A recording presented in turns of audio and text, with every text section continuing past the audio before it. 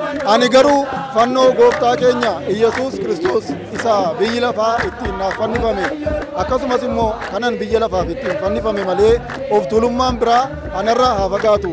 Galaatiyaa boqonnaa 6 lakkoofsa 14 baga Waaqayyoon bacaqii gannaa dabarsee booqaa birraa akkasumas immoo ayyaana yaadannoo argamuu ifa fannoo isaatiin isin ga'e daawwattoota keenya akkam jirtu.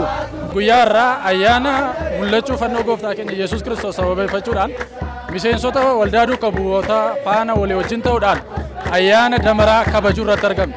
Baga mootii ayyaanaa masqala nagaadhaan geessan. Anii fi waa'illi koo Daaqun Tolaas ba'u taateewwan as jiran hunda kan isin biraan geenyu ta'a. Abboonni akkasumas immoo obboloonni gaaffilee garaagaraa irratti yaada nuu qoodanis nu waliin jiru. Qophii kana kutaa kutaan qoonnee kan isin biraan geenyu ta'a. Daawwattoota keenya maarree bakkuma jirtanitti ayyaanicha nu waliin ayyaaneffadhaa jechaa faaruu tokko isin afeerree walitti deebina. Ayyaana Waaqaa eebbiisuudhaaf ayyaana Waaqaa eebbisuudhaaf ayyaana Waaqaa kootu Maariyaamii ifama fartumaan kootu Maariyaamii ifama fartumaan kootu Maariyaamii ifama fartumaan kootu Maariyaamii ifama fartumaan ayyaana Waaqaa eebbisuudhaaf ayyaana Waaqaa ayyaana Waaqaa eebbisuudhaaf ayyaana Waaqaa kootu Maariyaamii ilma kee wajjin kootu Maariyaamii ifama fartumaan kootu Maariyaamii ilma kee wajjin kootu Maariyaamii ifama fartumaan. Daawwattoota keenya imalli keenya gara addabaabaayii masqalaatti taasisaa jirru faaruuf ililleedhaan Waaqayyoon galateeffachaa itti fufeeti kan jiru. Waldaan duukaa bu'ootaa barana lakkoofsi hirmaattotaa akkasiin akka dabaluuf hojii akkamii hojjetaa ture. Daaqun Biyyaansaa Beegii itti aanaa hojii gaggeessaa waldichaati. Gaaffii kana irratti nu waliin turtii taasiseera itti dhiyaadhaa. Jalqaba irratti ayyaana daamaraa yookaan ifa fannoo bara 2017tiin baga nagaan geessan jecha.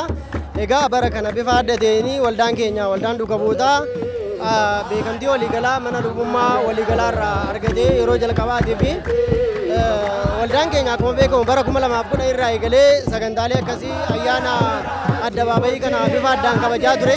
Bara kana immoo adda wanni isa godhu keessumaa guutuuwwan naannawaa shaggar kana irratti miseensonni waldichaa Finfinnee keessaa fi naannawaa shaggar jiranii kutaa lallaba shaggar keessa jiranii bifa qindaa'een faarfannaarree wal fakkaataa qabatanii bifa bareedeen irratti hojjechaa turre jechuu barbaade. Obboleessa keenya yeroo nuti ibsi galateeffannaa ulfaadhu. Galatooma. Faaruu tokko booda Daaqun Tolaas ba'u keessummaa isaa qabatee isin waliin dubbisaa isaa faaruu kana nu affeerama. Ulfina Waaqayyoo harka koo keessa hararee fuulbaree dukkanicha keessa yaadni koos deebi'ee eenyummaa koos baree karaan jireenya koo wangeelaan diriiree wangeelaan diriiree ajaa'ibsiifatee seenaa eenyummaa koo galaana Yordaanos biyyi dhaloota koo hafuura qulqulluu jedhama lammiin koo Iyesuus Kiristoos kaayyoon jireenya koo ulfina Waaqayyoo harka koo keessa hararee fuulbaree dukkanicha keessa yaadni koos deebi'ee eenyummaa koos baree karaan jireenya koo wangeelaan diriiree jireenya koo wangeelaan diriiree. Abbaa keenya baga ayyaana waggaa geessan. Tole baga waliin geenye Egaa har'a guyyaa irraa yaadannoo argamuu fannoo gooftaa keenya Yesuus Kiristoos sababeeffachuudhaan dirree masqalaa deemaa jirra. Mee fannoo gaafa jennu maal jechuu keenya? Fannoon immoo mana kiristaanaa keenya keessatti gosa qabaa. Manni kiristaanaa Ortodoksii Tawaahidoo Itoophiyaa fannoo akkamittiin ibsiti? Tole galatooma waan hundaa dursanii Waaqayyoo maan keenya guyyaa kanaan waggaatti immoo waggaatti nu eegee guyyaa kanaan guyyaa ifa fannoo gooftaa keenyaan kan nu ga'eef galanni isaaf haa ta'u. Egaa manni kiristaanaa Ortodoksii Tawaahidoo fannoo kallattii hedduudhaan kallattii miidhagaa bareedaa ulfaataa ta'een ibsiti. Fannoon maali yoo jedhame gabaabinaan fannoon kan fayyinaati. Gooftaan keenya fayyisaan keenya Yesuus Kiristoos kan inni irratti fannifamee nu fayyise waan ta'eef fannoon humna keenya. Qorontos tokkoffaa boqonnaa tokko lakkoofsa 18 irratti akkuma caqasame sana warri amananiif sagaleen fannoosaa nuuf humna keenya, warra hin amanneef garuu gowwummaadha akkuma jedheef sagaleen Waaqayyo dubbate nuyi warra amannuuf fannoon gooftaa humna keenya mallattoo fayyinaati. Mallattoo fayyinaati. Kan ammaa ta'u gaa manni kiristaanaa yaadannoo addaatiin guyyaa har'aa kan isheen kabajuuf immoo sababii mataa ishee danda'e qabdi. Sana keessaa guyyaan har'aa guyyaatti fannoon gooftaa keenya Kiristoos kan inni irratti fannifame. Kan inni irratti fannifame sun Yihuudoonni warri fayyisuu gooftaa hin jaallannee fi fannoo sana hin barbaanne diineffatan sun fannoo gooftaa kana awwaalanii waggaa 300 awwaala keessa yookaan dhokatee waan tureef guyyaa eeyyamaaf jaalala Waaqayyoo ta'e guyyaa namni eeyyame tun ta'in guyyaa Waaqayyo eeyyame sanatti bara 300 waggaa 300 booda fannoon gooftaa keenya Kiristoos humna eeyyama Waaqayyootiin fannoo awwaala keessa yookaan boolla keessa ba'eera. Sana bu'uura godhachuudhaan manni kiristaanaa waggaa waggaadhaan fayyisaa kan ta'e kan gooftaan keenya Yesuus Kiristoos irratti fannifamee nu fayyise fannoon gooftaa keenyaa nuuf ba'eera jechuudhaan manni kiristaanaa addunyaa guutuudhaaf lallabdii jechuudha. Sasheen lallabduu kana immoo yaadannoo kana taasisuudhaan waggaa waggaadhaan kabajna jechuudha. Kana yeroo ta'u gaa fannoon gosa baay'eedhaayi isa jedhuufi fannoon tokkichuma. Fannoon gooftaa keenya Yesuus Kiristoos inni dhiiga isaa irratti dhangalaasee foon isaa irratti muree nuuf irratti fannifamee kan ittiin fayyine fannoon tokkoof tokko qofaadha. Garuu mallattoo fannoo isaa kana garuu mallattoo gooftaa keenya kan ta'e garuu manni kiristaanaa amantoonni ishee akka dandeettii isaaniitti akkaataa eenyummaa isaaniitti akkaataa dandeettii sadarkaa jabina amantaa isaaniitti eenyu fannoo akkamii fayyadamuu qaba kan jedhuun qoqqooddeetu kennitee jirti jechuudha. Mallattoon fannoo xiqqaas ta'e guddaas ta'e hundumni isaa mallattoo fannooti. Garuu kan ammaa ta'u abbootiin keenya tajaajiltoonni mana kiristaanaa hooggantoonni mana kiristaanaa paatriyaarkii keenya eebbifamoo paatriyaarkii hoogganaa mana kiristaanaa Ortodoksii Tawaahidoo dabalatee phaaphaasota hundumaa kan isaan qabatan kan ittiin eebbisan kan ittiin tajaajilan kan ittiin ummata isaanii tajaajilan kan ittiin sirna galatoo gaggeessan fannoo mataa isaanii qofaatti qabu. Isaanii gaditti immoo akkuma kana luboonni qoomosoonni monoksoonni akkuma kanatti qabu. Sanaan gaditti immoo obbolowwan keenya diyaaqonoonni mana amantaa keessatti mana kiristaanaa keessatti tajaajila sirna galatoo fi sirna qiddaasee yeroo gaggeessan kan ittiin sirni tajaajilaa kun gaggeeffamu hin jiraata jechuudha. Sanattaan immoo amantoonni kiristaanonni hundumtuu guyyaa cuuphaman guyyaa 40 isaaniitti guyyaa maqaa Kiristoosiin kiristaana ta'an maqaa abbaa ilmaa fi qulqulluutiin guyyaa cuuphaman sana eegalee kan morma isaaniitti hidhatan mallattoon kiristaanummaa isaanii mallattoo fayyinaa fannoo gooftaa keenya hundumni keenya morma keenya irra kan qabnu hin jiraata jechuudha. Kana qofaatu hin ta'in jaalala fannoo gooftaaf qaban irraa kan ka'e namoonni baay'een adda isaanii irratti harka isaanii irratti barruu isaanii irratti qaama isaanii iddoo adda addaa irratti mallattoo fannoo kana kan taasifatan jira. Kun fannoon adda addaa ta'uu agarsiisatu hin ta'in jaalala fannoo irratti dhala namaa hundaaf addunyaa maraaf taasifame sana agarsiisu jecha kanaan fayyine kanaan diiyaabolosiin injifanne kanaan harka diinaa keessaa baane jechuudhaan abboonnis amantoonnis kiristaanonni hundumtuu kallattii kanaan mallattoo fannoo gosa adda addaatiin qophaa'ee jiru sanaan fayyadamaniitu ittiin jiraatu jechuudha.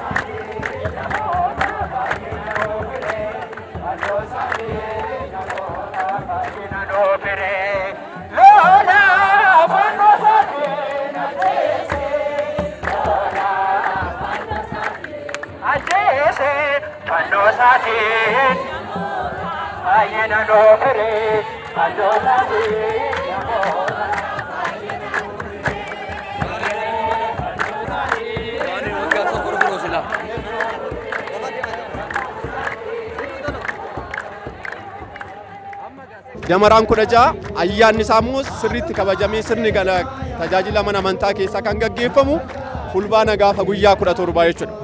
Kunis maalirraa ka'eetu jedhamee fulbaana gaafa guyyaa 11 haadha mooticha Qosxanxiinoos kan taate Eleenii kan jedhamtu fannoo gooftaa keenya Yesuus Kiristoosiin barbaaddee bakka awwaalame bakka dhoksamee jiru sanaa hojii guddaa kan hojjette Eleeniin guyyaa isheenitti karaa gorsaa maanguddoo guddicha Kiriyaakos karaa isaa marii isaa fi gorsa isaatiin mallattoon fannoon kun eessa ukkatee akka jiru guyyaatti barbaadame sana waan ta'eef fulbaana gaafa guyyaa 16 damaraan dammaramee ixaanni qulqulluun aarfamee sirni galatoo sirni tajaajilaa sirni kadhannaa barbaachisaa ta'e hayyoonni abboonni mana kiristaanaa gaggeessanii eegaa ixaanni sun damaraan sun akka inni aarfamu ta'ee booda ixaanni sun aarri sun gara samiitti ol ka'ee samii keessa ol ba'ee humna hojii waaqayyoo agarsiisee gaddeebi'eetu gaarota gurguddoo baay'ee gidduutti awwaalamee dhoksamee kan jiru fannoo gooftaa keenya Yesuus Kiristoos bakka inni awwaalamee jiru sanatti yeroo sadii gadi jedheetu fannoo isaa sanaaf sagadeera. Fannoon sun kan dhiigni uumaa keenyaa dhiigni Kiristoos irratti dhangale foon Kiristoos uumaa keenyaa kan irratti murame kan inni addaamiif ilmoo addaamii hundumaa irratti fayyise waan ta'eef uumaa keenya waaqummaa isaa eenyummaa isaa agarsiisuun akka eenyummaa isaa agarsiisuudhaan kun hojiin humna kee kan irratti mul'ate jechuudhaan aarri sun hojii waaqayyo guyyaan itti ragaa beedha guyyaan irraa kun jechuudha. Mallattoo aara sanaa ilaaluudhaan abbootiin hayyoonni mana kiristaanaa kun mallattoo hojii waaqayyo raajii guddaa waaqayyo nu agarsiise jechuudhaan fulbaana guyyaa 16 mallattoo kana arganii labsii mootittii Eleenii bara sanaa Yerusaalemiif Qosxanxinaa naannoo sana hoogganaa bulchaa kan ture sanaan immoo fulbaana gaafa guyyaa 17 eegalee iddoon fannoon sun itti awwaalame sun akka inni qotamu labsiin yookaan ajajni darbee jechuudha. Kanumarraan kan ka'e uummanni hawaasni bara sana ture fulbaana gaafa guyyaa 17 iddoo fannoon gooftaa Yesuus Kiristoos fannoon isa awwaalamee jiru sana qotuu jalqabanii ji'a ja'a guutu hanga bitootessa gaafa guyyaa 10tti qotamee jechuudha. Fannoon sun kan ba'e gaafa bitootessa guyyaa 10tti kan inni immoo qotuun eegalame immoo fulbaana guyyaa 17 jechuudha. Gaafa guyyaa bitootessa guyyaa 10 ayyaanni kun akka hin kabajamneef yeroon isaa yeroo sooma ji'a lamaa kan gooftaa keenya Yesuus Kiristoos kan itti kabajamu yeroo soomaa yeroo subaa'ee yeroo sagadaa waan ta'eef yeroo lagannaa waan ta'eef ayyaana irratti sooma irratti subaa'ee irratti ayyaanni kun kabajamuu waan hin danda'amneef hayyoonni mana kiristaanaa abbootiin mana kiristaanaa guyyaatti boolla qotuunsaa boolli fannoo sun qotuun eegalame sun haa kabajamu jechuudhaan murtoo abboonni mana kiristaanaa kaa'aniin guyyaa har'aa kana fannoon ayyaanni fannoo akka inni kabajamu ta'ee jira jechuudha. Guyyaan damaraa fi guyyaatti boolla sana qotuun jalqabame jechuudha. Kanaafuu kana fakkaata ayyaanni kun kan sababa inni itti kabajamuuf gabaabinaan kana fakkaata. Fadhaa galatoomaa ayyaana gaarii isiniif haa ta'u. Ameen hunduma keenyaaf uummata keenya hundumaaf haa ta'u galatoomaa. Tolee daawwattoota keenya ammas keessummoota biroo qabannee hanga walitti deemnutti faaruu faarfattootaa isin afeerra.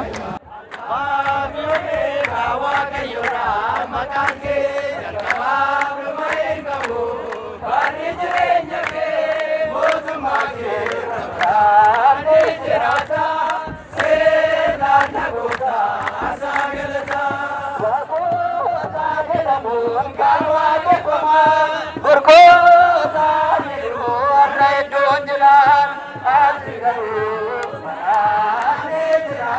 you.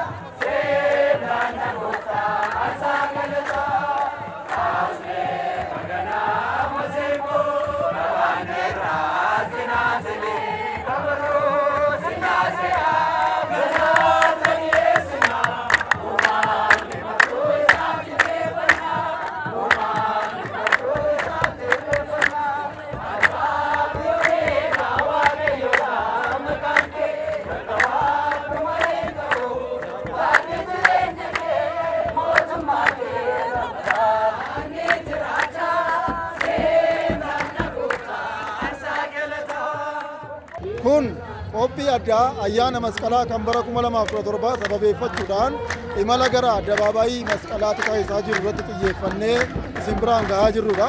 Ayyaana kana akkasiin tokkummaan waliin kabajuun hiikni isaa maali? Kiristaanota nu waliin ayyaana kana irratti hirmaatan gaafanneerra caqasaa. Tokkummaadhaan akkasitti galateeffachuun keenya kun baay'ee natti tola. Isa kanaan duraarraa amma baay'ee fooyyeera. Akkuma dubbachuuf taanaan tajaajila afaan Oromoo Oromiyaarraa fi biyya keessaa irratti waldaan duuka buutaa hojii guddaadha kan inni hojjetaa jiru. Qophii kanas immoo waggaa jahaaf walitti fufinsaan kan inni sagantaa kana qopheessaa jiru. Hiiki isaa egaa sabaaf sablammiin as keessa biyya kana keessa jiran ayyaana masqalaa kana akka tokkummaatti, akka jabinaatti, akka jaalalaatti waan ilaalaniif Oromoon Ortodoksiis kana keessatti hirmaachuu qaba jedhee waldaan duuka buutaa gahee inni fudhachaa jiru olaanaadha. Hiikti isaa tokkummaa keenyaaf, jaalala keenya, waliin cimina keenyaa fi sabi Oromoos akka inni gahee mana amantaa kana keessaa qabu ibsaa jechuudha. Waldaan duuka bu'uunsa bifa addaatiinidha barana kan inni qopheesse. Namoonni immoo haala addaatiinidha kan irratti hirmaatanii, tajaajiltoonni garaagaraa irratti hirmaataniiru. Tokkummaadhaan bifa kanaan gaafa iddoo kanatti qindaa'u baay'ee namatti tola jechuudha. Akka jechuun maal jechuudha, nu gaafa tokkummaadhaan iddoo kanatti argamnu ergaa baay'ee qaba jechuudha. Namoota biraadhaafis ergaa baay'ee qaba waan ta'eef kiristaanonni naannoo kana jiran bara dhufu barana kana sitti hin argamne bara dhufu kiristaanonni naannoo kana jiran hundumtuu waldaa duuka bu'ootaa faana ta'anii ayyaana kana akka dabarsan jechuun barbaada. Sababni isaa anillee akka carraa ta'e bara darbe iddoo kanatti hin argamne garuu bara darbe asitti argamuun isuu kootti baay'een gaabbaa jira jechuudha. Maaliif jennaan bifa jaalalaan, bifa tokkummaatiin akkasitti bifa bareedaadhaan kan inni kabajaa jiru jechuudha. Keessumaa kiristaanota afaan Oromoo danda'an naannoo kana jiraniif faayidaa guddaadha waan ta'eef hundumtuu afaan isaatiin Waaqayyoon iddoo itti galateeffatudha waan ta'eef ayyaana waggaati waan ta'eef hundumtuu asitti hirmaachuun waan ajaa'ibaati. Waaqayyo waldaa kanallee kana caala haa babal'isu, haa baay'isu jechuun barbaada. Tokkummaan immoo humna waan ta'eef hundi keenya irratti hirmaachuu qabna jechuun barbaada. Waldaan kun waldaa abdii guddaa qabudha. Kiristaanota namoota hedduudhaaf abdii kan laatudha. Egaa magaalaa Finfinnee keessatti afaan Oromootiin faarfachuun, afaan Oromootiin galateeffachuun kan baramee miti. Erga waldaan kun dhaabatee wanti akkasii kan mul'achuu qabe. Akkasumas dargaggeeyyiin baay'een magaalaa keessa jiran mana amantaa keessa dhaqanii faarfachuudhaaf carraan qaban carraa waldaan kun qopheesse kanadha. Waldaa kana wajjin ta'anii ayyaana kanarratti argamanii waaqa isaanii galateeffachuudhaaf carraa bal'aa baneera waldaan kun. Magaalaa keessatti qaanii tokko malee morma isaa otoo gadi hin buusin laphee guutuudhaan Waaqayyo akka galateeffatu, rakkoo tokko malee Waaqayyo akka galateeffatu, gamtaan akka Waaqayyo galateeffatu kan taasise waldaa ija ta'edha waan ta'eef waldaan kun iddoo guddaa qaba. Kiristaanota magaalaa Finfinnee keessa jiraniif keessattuu bifa addaatiin sochii addaati kan uumaa jiru. Namoonni illee bifa addaatiin raajeffateetiin kan laaludha. Akkasumas namoonni baay'een kan deeggarudha. Namoota tokko gufuutti ta'anis namoonni baay'een abdii godhatanii kan itti makamanidha. Egaa waldaan kun kana caalaa hojjechuu qaba. Dhugaa dubbachuuf taanaan waldaan duuka bu'ootaa Finfinnee keessatti bifa kanaan qindaa'eetoo sagantaa akkasii kana gaggeessuu irratti hiika guddaa qaba jedheen amanaa jechuudha.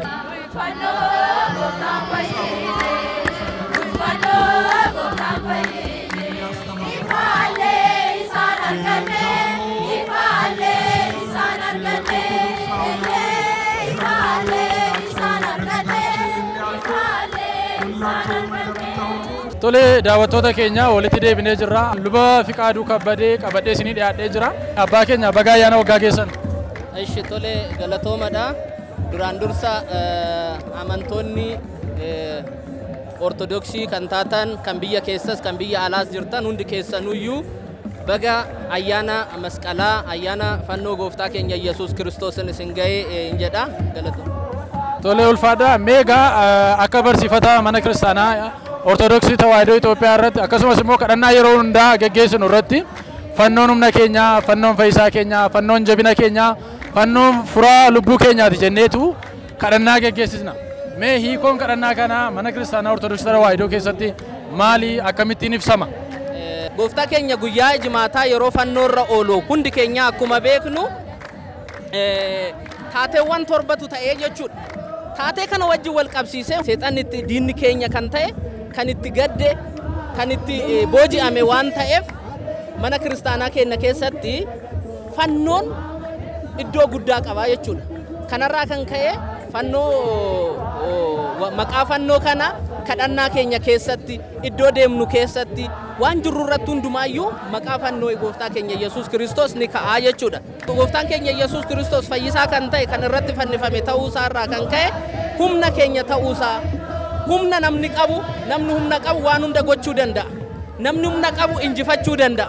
Namni humna qabu dhiibee too iddoo tokko ga'uu danda'a. Kanaaf nuti immoo fannoo qabannee too diina keenya dhiibnee iddoo barbaannu mootummaa Waaqayyoo ga'uu dandeenya waan ta'eef fannoon humna keenya. Fannoon Waaqayyo gooftaa keenya Yesuus Kiristoos dhiiga isaa kan irratti lolaase diinni keenya kan ittiin booji'ame ta'uu isaa waan ta'eef yeroo kadhannaa keenya yeroo hundaa irratti maqaan fannoo kun yeroo hundumaa in ka'aa jechuudha. Fannoo fi uummanni kiristaanaa gargar baanii deemuu hin danda'an. Maaliif humna keenya humna horachuudhaaf jechaadha. Humna maal ittiin goonu humna diina keenya ittiin injifannu waan ta'eef kadhannaa keenya keessattis maqaa fannoo keenya yeroo hundumaa humna keenya jennee kaasaa deemnaa jechuudha. Galatooma. Tolee ulfaadhaa abbaa keenya Waaqayyo bara tajaajila keessanii isiniif eebbisu.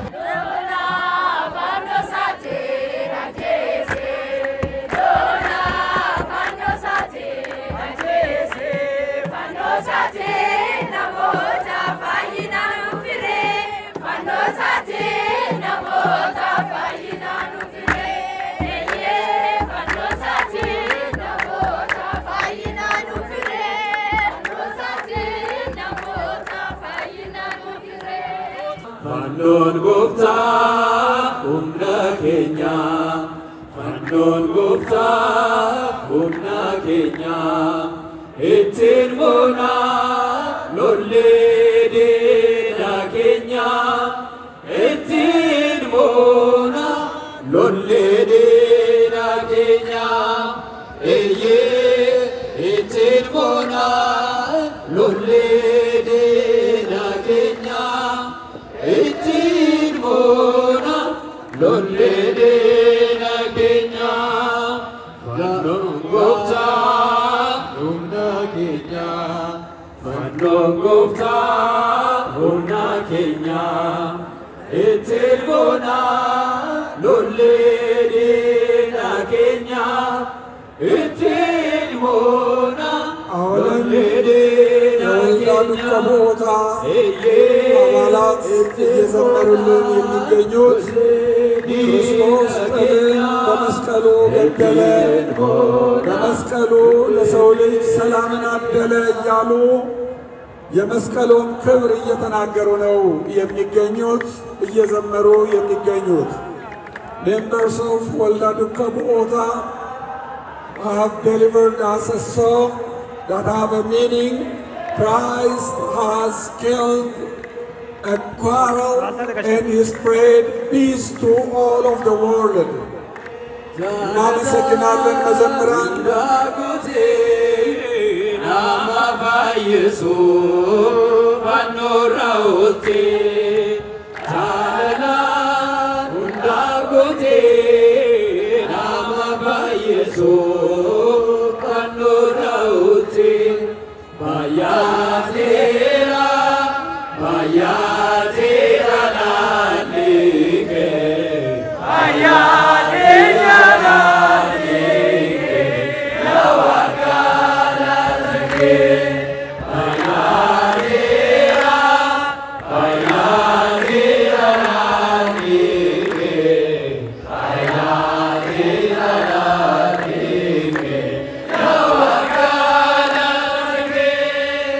keenya gara addabaabaayii masqalaatti isaa turre xumurree ammaan kana addabaabaayii masqalaatti argamna.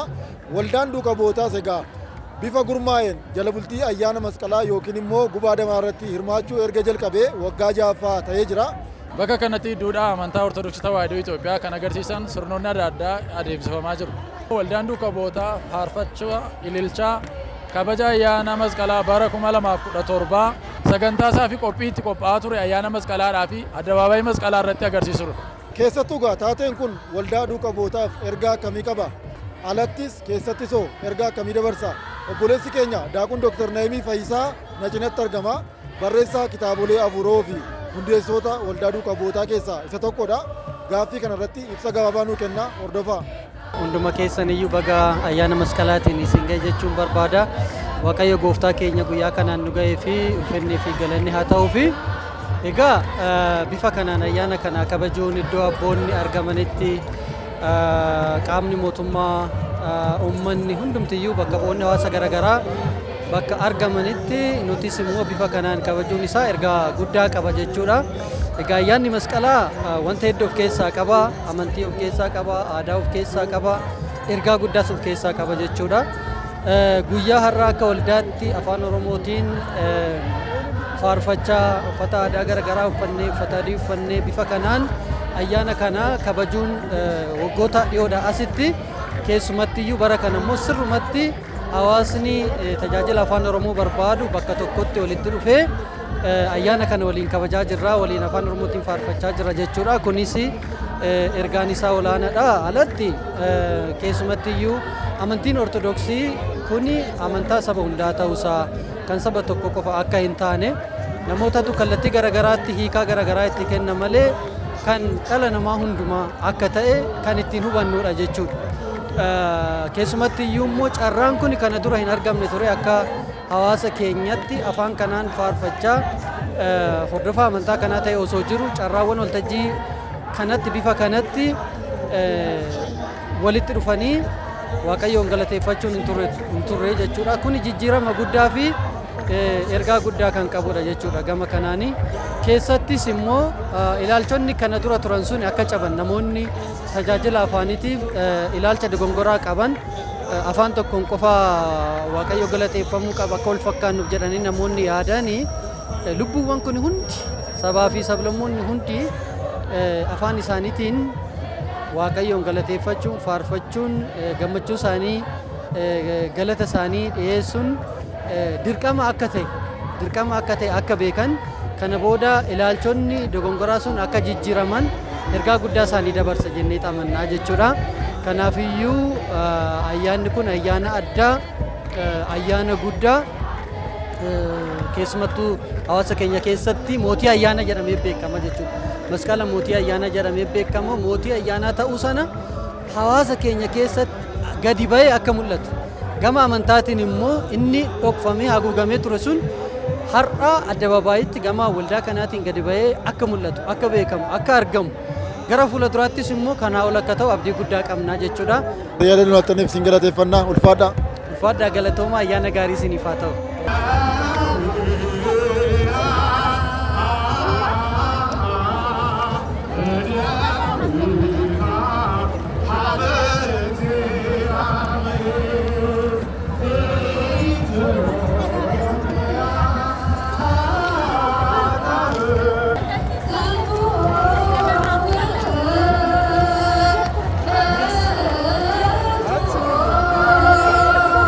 Daawwattoota keenya biyya alaa biyya keessaa jirtan Waaqayyoon baga ayyaana yaadannoo argamuu ifa fannoo isaatiin isin ga'e jenna irra deebine. Amma immoo akkuma argaa jirtan kana sirni daamana yookiin immoo daamotii ibsuu paatriyaarkii mana amantaa keenyaa akkasumas dureewwan phaaphaatotaa fi aangoota mootummaa waliin ta'uudhaan sirni daamotii ibsuu yookiin damaraa ibsuu raawwatameeti kan jiru. Nutis qophii keenya ayyaana masqalaa bara 2017 sababeeffachuudhaan isin biraan gahaa turre kan hangamaatti daawwattan turre. Waaqayyo gooftaan keenya fayyisaan keenya Yesuus Kiristoos nama waggaan nu haa godhu. Ayyaanni kun immoo ayyaana jaalalaa, tokkummaa, nagaa fi nageenyaa kan milkii akka isiniif ta'u, birraa nagaa akka isiniif ta'u, gamanumaa hawwii keenya isiniif ibsina.